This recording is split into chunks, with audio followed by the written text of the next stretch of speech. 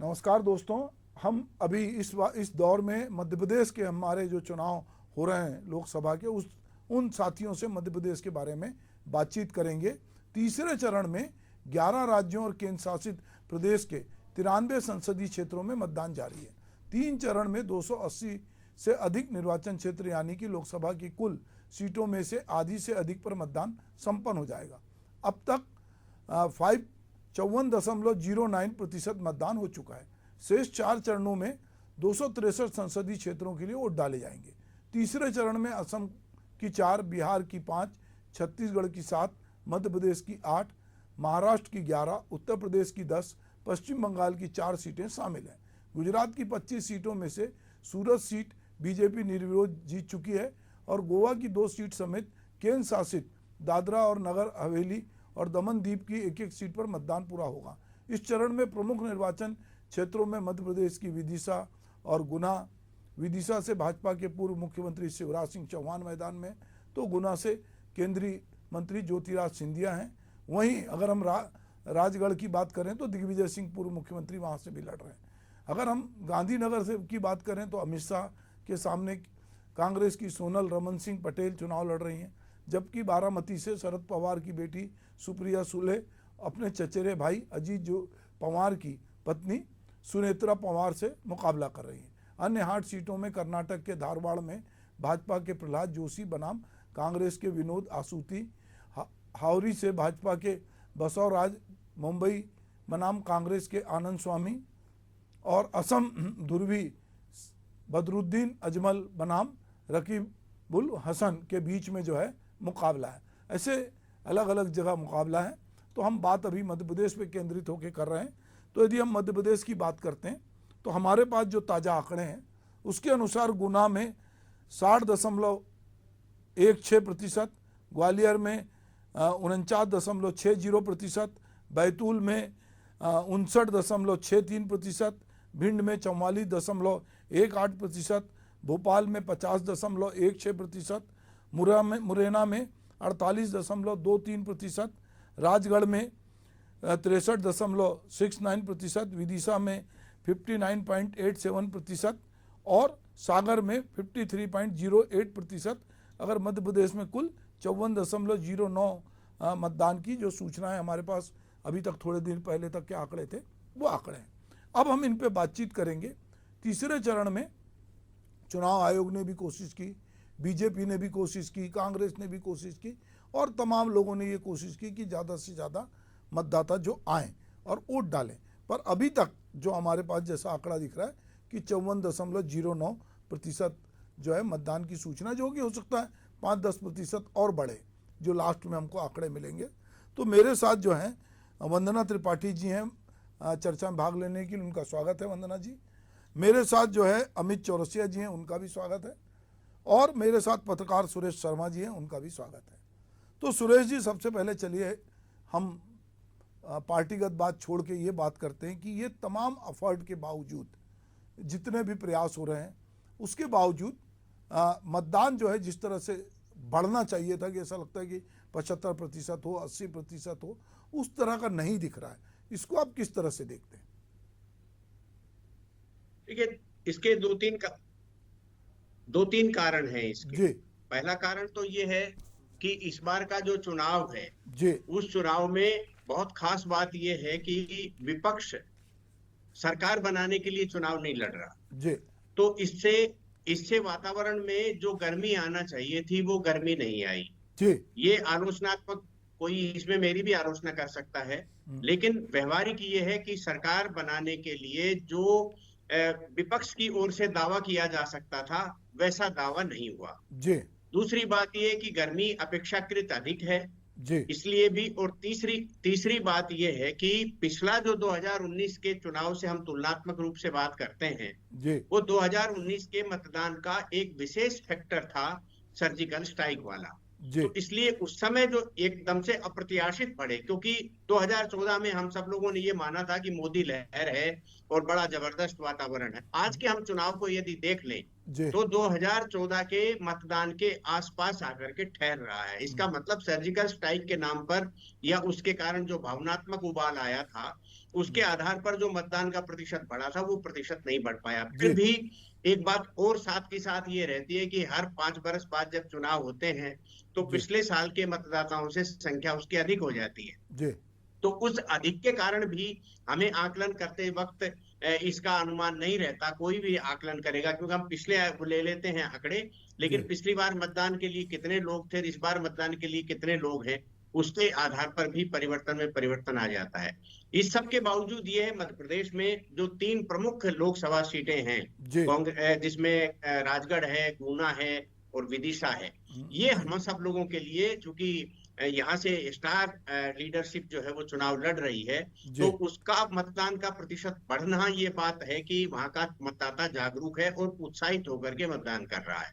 अब ये केवल हम समीक्षा कर सकते हैं अपने अपने हिसाब से कि कौन सी सीट से तीनों स्थानों में से कौन सा बड़ा नेता जिनके नाम हम चर्चा में ला सकते हैं, चर्चित नाम है, वो कौन कहाँ आगे चल रहा है। पर निश्चित रूप से यदि मुझसे आप कहेंगे कि इस बारे में टिप्पणी करूं मैं, तो मेरा अभी तक ये मानना है कि ये तीनों सीटों को लेकर के बड़े सुगमतापूर्ण परिणाम आएंगे, जिनकी अपेक्षा हम सब लोग करते रहते हैं। तो मैं पहले दौर में शायद आपके सवाल का इतना ही जवाब उचित रहेगा। ठीक है, एकदम सही कह रहे हैं आप।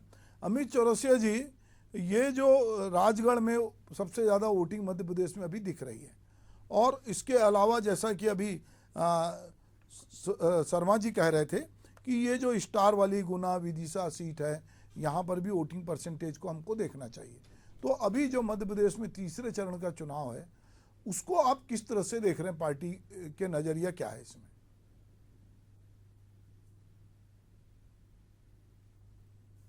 ने उसका साथ छोड़ दिया जी, और अब भाजपा जो है फर्जी मतदान से उसको आग बची, और मैं इतना बड़ा आरोप, और यह तीसरा चरण का जो मतदान है ये कई प्रश्न चिन्ह बड़े छोड़ गया है पीछे जी। एक तो कम मतदान, और दूसरा इस देश के अंदर जो लोकतंत्र को तार-तार करने का काम भारतीय जनता पार्टी ने करा, उसके भारत के मतदाताओं का विश्वास लोकतंत्र पे से उठता जा रहा है। और जो आज इन्होंने कृत्य करे हैं इन 9 लोकसभाओं के अंदर, भिंड, मुरैना, ग्वालियर, भोपाल, वोटिंग परसेंटेज इसी वजह से डाउन हो गया। मुरैना के अंदर कांग्रेस के लोकसभा प्रत्याशी को नजरबंद कर दिया गया, भिंड के अंदर लोकसभा प्रत्याशी को नजरबंद कर दिया गया, मुरैना के कांग्रेस प्रत्याशी के समर्थन में जो नेता काम कर रहे थे पोलिंग बूथों पे, उनको मारा गया, पिटाई की गई, महिलाओं की साड़ियां फाड़ी गई, महिला, मुस्लिम मतदाता, दलित मतदाताओं को मतदान केंद्र के अंदर प्रवेश करने नहीं दिया गया। तो जिस तरह से सरकारी मशीनरी का पूरी तरीके से दुरुपयोग, बड़े सवाल आज मध्य प्रदेश में छोड़ रहा है। क्या भारतीय जनता पार्टी के ऊपर कोई नियम और कानून लागू होंगे या नहीं होंगे? मध्य प्रदेश में चुनाव आयोग है या नहीं है? ये सारे सवाल आज बड़े बड़े सवाल खड़े हो रहे हैं चुनाव के ऊपर। और अगर इसी तरह फर्जी मतदान के सहारे भारतीय जनता पार्टी को चुनाव जीतना है तो मतदान के अभ्यास को बंद करते हुए उन्हें रिजल्ट जारी कर देना चाहिए। ऐसे चुनाव कराने का कोई अर्थ ही नहीं रहेगा जिसके नतीजों पर जनता को यकीन नहीं होगा। तो ये आज जो स्थिति देखकर निकली है, ये बहुत ही दुर्भाग्यपूर्ण स्थितियां हैं, और मैं समझता हूं ये लोकतंत्र की मर्यादाओं को तार-तार करने का काम आज भारतीय जनता पार्टी ने पूरी सरकारी मशीनरी को उपयोग करके किया है। और जो भय का वातावरण है आज इन 9 लोकसभा सीटों पे, और आश्चर्य की बात है सुभाष भाई, ये 9 लोकसभा सीटें जो तीसरा चरण है इसमें भारतीय जनता पार्टी और एनडीए सबसे मजबूत स्थिति में थी। हम तो पिछले 2 चुनाव में इन सीटों पर 5 या 8 सीटें हमको मिल रही थी, लेकिन आज जो तीसरे चरण में जब देखा कि चेहरे पे ना होते हुए मुद्दों पे चुनाव आधारित हो गया और भारतीय जनता पार्टी के 370 प्रति बूथ की हवा निकल गई, तो आज ये बराबरी का चुनाव देखते हुए भारतीय जनता पार्टी की बौखलाहट की मतदान केंद्रों पर देखने को मिल गई। भिंड के अंदर एक मतदाता जो मतदान करने आ रहा था उसके ऊपर गोली चला दी गई, कई बूथों को कैप्चर करने की कोशिश की गई, और पूरा सरकारी मशीनरी का उपयोग। तो इस तरह से चुनाव ही क्यों लड़ रहे हो आप? बंद करो चुनाव, ये बंद करो आप नौटंकी चुनाव की, आप सीधा मतदान, आप सीधा रिजल्ट जारी करवा दो। फिर ये सारी एक्सरसाइज कराने की जरूरत ही क्या है आपको? जब लोकतंत्र को आपने पूरी तरीके से हाईजैक कर लिया, पुलिस, पैसा, प्रशासन का पूरी तरीके से आप दुरुपयोग कर रहे हो, विपक्ष को पूरी तरीके से दबाने का प्रयास कर रहे हो, जनता के वोट की आपको आवश्यकता नहीं है, तो फिर ये सारी नौटंकी करने की आवश्यकता क्या पड़ी है? ये दिखावटी लोकतंत्र को बंद करो आप। ठीक है अमित जी, मैं आपकी बात सुन के मुझे ब्रेख्त की एक कविता याद आ रही, प्रसंगवश आपको सुनाता हूँ कि अखबार का हाकर चिल्ला रहा था कि जनता ने सरकार का विश्वास खो दिया है। अखबार का हाकर चिल्ला रहा था कि जनता ने सरकार का विश्वास खो दिया है, अब सरकार को चाहिए कि इस जनता को खारिज करके अपने लिए नई जनता चुन ले। तो यदि आपको ऐसा लग रहा है कि ये जो हो रहा है, तो यहाँ पर प्रशासन तंत्र जो है वो मनमानी कर रहा है, सरकारी मशीनरी का दुरुपयोग हो रहा है, बीजेपी जो है वो एक तरफा जो है जीत के लिए सारे हथकंडे अपना रही है, और चुनाव आयोग जो है वो मूक बने देख रहा है, जो आप अभी दृश्य बना रहे हैं। तो मैं वंदना जी से पूछूंगा कि वंदना जी, आप लोग बिना प्रमाण और बिना आधार पर आरोप नहीं लगा रहा। ग्वालियर की घटना, कलेक्टर साहब के इंटरव्यू के बाद एक लड़की को वोट डालने दिया गया, अभी प्रवीण पाठक जी के साथ किस तरह दुर्व्यवहार हुआ, या दिन भर से मीडिया चैनलों पर चल रहा है। और वंदना त्रिपाठी जी जो मुस्कुरा रही है ना लोकतंत्र का चीरहरण करके भारतीय जनता पार्टी को सत्ता के घमंड और अहंकार में, ठीक है, जवाब भी जनता देगी आप। बिल्कुल बिल्कुल। तो अमित जी जो जैसा कह रहे हैं कि अगर आपने ये सब किया है तो जनता इसकी जवाब देगी। और चूंकि अगर कलेक्टर ने इंटरवीन किया है और ये नाल, देखिए अभी मीडिया इतना तेज है कि यदि मान लो कोई कुछ मीडिया को मैनेज भी कर ले, बड़े बड़े चैनल को यदि कोई मैनेज भी कर ले, तो अभी वैकल्पिक मीडिया जो है, सोशल मीडिया इतना पावरफुल है कि वो आप कोई भी खबरों को कोई सोचे कि हम दबा लेंगे तो खबरें नहीं दबती, कहीं ना कहीं से खबरें निकल के आती हैं। और कोई भी गड़बड़ किया है तो हम देख रहे हैं कि अब डीप फेक का भी समय है। तो अभी मैं थोड़ी देर पहले देख रहा था कि कांग्रेस के एक बड़े नेता का वीडियो ऐसा दिखा मुझे कि वो खुद ही कह रहे हैं कांग्रेस को वोट मत दो। तो मुझे लगा कि यार इतना बड़ा नेता ऐसा तो नहीं कहेगा, पर ये दौर है टेक्नोलॉजी का, इसमें इस तरह की बातचीत भी हो रही। बहरहाल हम वंदना जी के पास चलते हैं कि वंदना जी, अमित जी ने गंभीर आरोप लगाए हैं और वो कह रहे हैं कि इस तरह से प्रशासन तंत्र का दुरुपयोग करके, और मुद्दा जो है अब चेहरे पे नहीं, अब मुद्दे की बात लोग कर रहे हैं और पूरी मामला बदल गया है कि आप जो 370 का आप लोगों ने एक परसेप्शन बनाया था कि हर बूथ से आप 370 वोट ले जाएंगे ज़्यादा, तो जब वोट ही ज़्यादा नहीं पड़ रहे हैं तो 370 की मार्जिन कहाँ से मिलेगी, और एक अलग तरह का नैरेटिव बन रहा है। आप बताएं वंदना जी। सुभाष जी नमस्कार जी। दोनों आदरणीय को मेरा स्वागत प्रणाम, और मेरे भाई अमित रसिया जी को मेरी सलाह कि देखिए इतना उत्तेजित मत होइए, अब जो होना था वो हो चुका है, मत पड़ चुके हैं, जनता ने अपना प्रतिनिधि चुन लिया है, अपनी पार्टी चुन ली है, तो अब हमारे और आपसे लड़ने से कुछ नहीं होगा। जनता जाके अपना बटन दबा आई है, जिस पार्टी को वो चाहती है। रिजल्ट आपको 4 दिन से देखने उत्तेजित होने से या मेरे उत्तेजित होने से कुछ नहीं होगा। देखिए सुभाष जी, अभी भी क्षेत्र तक बहुत सारे मतदान केंद्र खुले हुए हैं। मेरी जनता से पुनः एक अपील है कि जाइए, लोकतंत्र को मजबूत करिए। जो लोग रह गए कृपया मतदान केंद्रों पर जाइए, अपने मत का प्रयोग करिए। लोकतंत्र ने आपको इतनी शक्ति दी है, उसका उपयोग करिए, अपने मत का मताधिकार का उपयोग करिए और अपने लोकतंत्र को, देश के लोकतंत्र को मजबूत बनाइए, अपने देश को मजबूत बनाइए और अपने एक नागरिक होने का कर्तव्य बताइए। देखिए सबसे पहले तो सुभाष जी इनकी बातें मैं सुन रही थी और ये इतने सारे इल्जाम लगा रहे थे, इतने उत्तेजित होकर सबसे पहले मेरी इनको नैतिक सलाह है कि भाषा की मर्यादा अगर ये तो बहुत अच्छा होगा। हम एक उच्च पार्टियों के प्रवक्ता है, भारतीय जनता पार्टी, कांग्रेस पार्टी मध्य प्रदेश की सबसे बड़ी पार्टी है। हम प्रवक्ता के रूप में अपनी पार्टी का पेश और जनता हमारा अनुसरण करते, तो नौटंकी जैसे शब्दों का प्रयोग ना करें तो ये बहुत अच्छा होगा। देखिए इस तरह की शब्दावली वैसे भी वर्जित होनी चाहिए। आपका वीडियो आपकी पार्टी में तो खैर ये ट्रेंड ही है, बंद हो गया है, तो उम्मीद की भी जा सकती है। अमित जी आपकी पार्टी के तो नेता, आपकी आवाज जी अमित जी को मेरी एक नैतिक सलाह है कि इस प्रकार की जो शब्दावली है, नौटंकी और इस प्रकार की शब्दावली, इसका प्रयोग कृपया करके ना करें, क्योंकि हम लोकतंत्र के सबसे बड़े देश की 2 बड़ी पार्टियों के प्रवक्ता है और अगर हम इस तरह की भाषा शैली का प्रयोग करेंगे तो जनता हमारा अनुसरण करती है। हालांकि आपको ये उम्मीद है अमित जी कि आप इस तरह की भाषा शैली और अमर्यादित भाषा का प्रयोग करेंगे, क्योंकि आपकी पार्टी का ट्रेंड है। जब जीतू पटवारी जी जाकर महिलाओं में रस और चाशनी ढूंढते हैं, दिग्विजय सिंह जी आइटम और टंचमाल बोलते हैं, रणदीप सुरजेवाला जी महिलाओं के अंदर वस्त्रों तक जाते हैं, तो आप एक महिला के सामने हैं। और फिर भी मेरी आपको नैतिक सलाह है कि कृपया इस प्रकार की शब्दावली कृपया करके मेरे साथ से कुछ मत किया करें आप। देखिए अगर मतदान प्रतिशत की बात करें तो मतदान प्रतिशत पिछले जो 2 चरण है उनके मुकाबले बढ़ा है। और जो ये आरोप लगा रहे थे कि बूथ कैप्चरिंग हुई है और ये सारी चीजें हुई है, इसका कोई तथ्य नहीं है, कोई आधार नहीं है, ये आधारहीन आरोप लगा रहे हैं। अगर ये सब बातें होती तो मीडिया इसे उजागर करता। दूसरी चीज ये कि अगर ये कहते हैं मीडिया मैनेज है, तो ये बताइए कि मीडिया तो प्रियंका गांधी जी को भी कवरेज देता है, मोदी जी को भी कवरेज देता है, तो आप जब यही एक कहावत आपके लिए भी है कि नाच ना आवे आंगन टेढ़ा, जब आप अपने मुद्दों को जनता तक नहीं पहुंचा पा रहे हैं, आप अपनी योजनाओं को जनता तक नहीं ले जा पा रहे हैं, और आपकी पार्टी के नेता जो ये अमर्यादित बयान देने का रिकॉर्ड बना रहे हैं, तो इसमें हमें कुछ करने की जरूरत नहीं है। हमारी पार्टी तो कार्य कर रही है, सबका साथ, सबका विकास, सबका विश्वास के साथ कार्य कर रही है। आप अपनी पार्टी का आंतरिक चिंतन, मंथन और विश्लेषण करिए और कृपया करके ईवीएम पर, संवैधानिक एजेंसी पर, मीडिया पर दोष मढ़ना बंद करिए। अपना चिंतन करिए कि आप कहाँ खड़े हैं। क्या ये आपको शोभा देता है? आपके पार्टी के प्रदेश अध्यक्ष को शोभा देता है? तो वो पूछते हैं कि उनमें चाशनी और बचा है कि नहीं? उन्हें शोभा देता है कि एक बलात्कार की जो पीड़िता है उसको पहचान उजागर कर रहे हैं? उन्होंने तो रिकॉर्ड बना लिया है अपने ऊपर केसों का, रिकॉर्ड बना लिया है कार्यकर्ताओं के पलायन का, और अब वो रिकॉर्ड बनाएंगे पराजय का। वंदना जी, मैं आपसे ये कह रहा हूँ, लेकिन हम लोग मतदान के ऊपर एक भी जवाब नहीं दिया है। नहीं, मैं वही कह रहा हूँ वंदना जी, हम इस जो विषय आप जो बोल रही हैं, हम इस पे बहुत डिबेट कर चुके हैं। महिलाओं को लेके मैंने अलग से एक पूरा कार्यक्रम भी किया था। मैं चाह रहा हूँ कि ये जो वोट परसेंटेज कम हो रहा है, कुछ जगह जैसे कि सुरेश शर्मा जी बता रहे थे कि जहाँ पर कोई सेलिब्रिटी लड़ रहे हैं वहाँ तो कुछ परसेंटेज थोड़ा दिख रहा है ज़्यादा, पर ओवरऑल परसेंटेज कम दिख रहा है।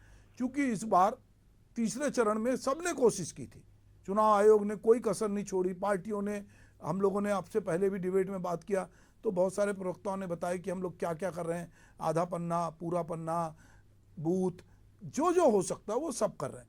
बावजूद इसके वोट का जो परसेंटेज जो कम हुआ है या कम दिख रहा है उसको लेकर, और दूसरे जो कह रहे हैं कि भाई जो एक था कि मोदी की गारंटी थी या कांग्रेस का न्याय था, ये दोनों जनता के सामने एक अलग तरह से धरे रह गए और जनता एक वोट देने ही नहीं निकल रही है उस तरह से जिस तरह से अगर उत्साह था कि भाई अब के बार 400 पार, तो 400 पार होना ही है। या तो ऐसे लोगों ने सोचा कि अभी तो जीत ही रहे हैं तो क्या जरूरत घर से जाने की, ये भी एक परसेप्शन हो सकता है, आप इस तरह भी देख सकते हैं। या दूसरे कह रहे हैं कि नहीं, मतलब बहुत बार ये होता है ना कि सब लोग जाके क्या जरूरत है, इतने लोग तो जा ही रहे हैं, तो क्या है इसका। मैं ये इस पे बात कर रहा था, तो आप लोग कहीं और मुद्दे पे चले गए। देखिए, इनकी शब्दावली के कारण मुझे ये सब बोलना पड़ा। नहीं, वैसे मैं आपको बताऊं, मैं थिएटर का आदमी हूँ बेसिकली।